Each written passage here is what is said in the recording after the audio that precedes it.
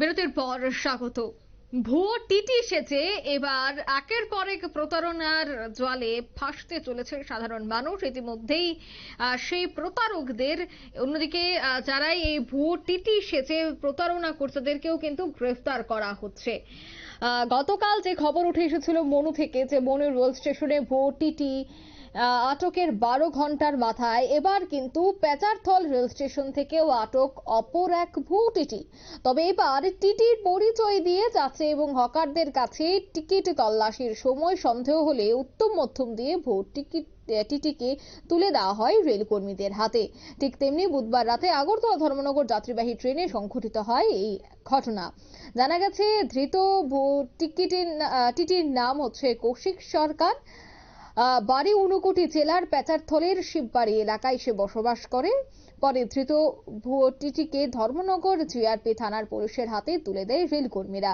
এ মর্মে জিআরপি থানার পুলিশ ধৃত ভুয়ো টিটির বিরুদ্ধে কি ধরনের পদক্ষেপ গ্রহণ করে, অন্যদিকে এই ঘটনাকে কেন্দ্র করে পুলিশের কি বক্তব্য, সমস্তটাই তুলে ধরছি। ঘটনা হয়েছে পেচারতল থেকে ও উঠেছে, উঠে হকারদেরকে টিকিট চেক করছে, পাবলিকের টিকিট চেক করছে। পাবলিকে ধরছে, ধরা মারপিট করছে, আমাদেরকে রাখছে। পানিসাগরে নামিয়ে আমরা এসিতে আনলাম। আনার পরে টিটি স্যার কমপ্লেন দিল। কমপ্লেন দেওয়ার পরে কি হয়েছিল, কি করছিল? ও টিকিট চেক করছিল হকারদেরকে, হকার প্যাসেঞ্জারদেরকে চেক করার পরে প্যাসেঞ্জাররা ওকে মারছে। মারার পরে এটা হলো যে পেচারতল,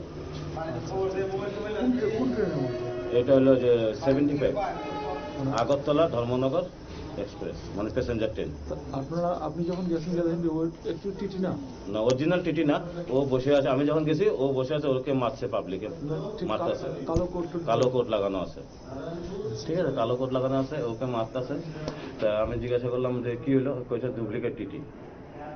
আমরা তো হকাররা বলছে আমরা তো সব টিটিকে চিনি, ধর্মনগর আগরতলা সব টিটিকে চিনি, ওকে আমি টিটি দেখিনি, এটা তো আপনারা যাচাই করেন। তারপরে আমি ওকে নিয়ে, আমরা সবাই প্যাসেঞ্জার মিলে ওকে নিয়ে আসলাম এসিতে।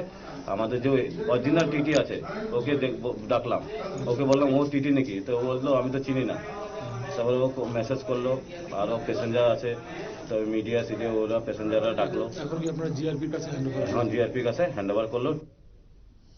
আপনারা শুনলেন বক্তব্য। পেচারথল রেল স্টেশন চত্বর থেকে সেই ভুয়ো টিটিকে গ্রেফতার করা হয়েছে এবং 12 ঘন্টার মধ্যেই কিন্তু এই ঘটনা। আমরা এর আগে দেখেছিলাম মনু স্টেশন থেকে একজনকে এই বিষয়ে গ্রেফতার করা হয়েছিল, তারপরে পেচারথল থেকে একজনকে গ্রেফতার করা হয়। তাদের একটি মূল চক্র গোটা রাজ্যে কাজ করছে, এমনটাও কিন্তু আশঙ্কা করা হচ্ছে। এবার দেখার বিষয় যে প্রাথমিক তদন্তে অন্যদিকে পুলিশি জিজ্ঞাসাবাদে কি বেরিয়ে আসে।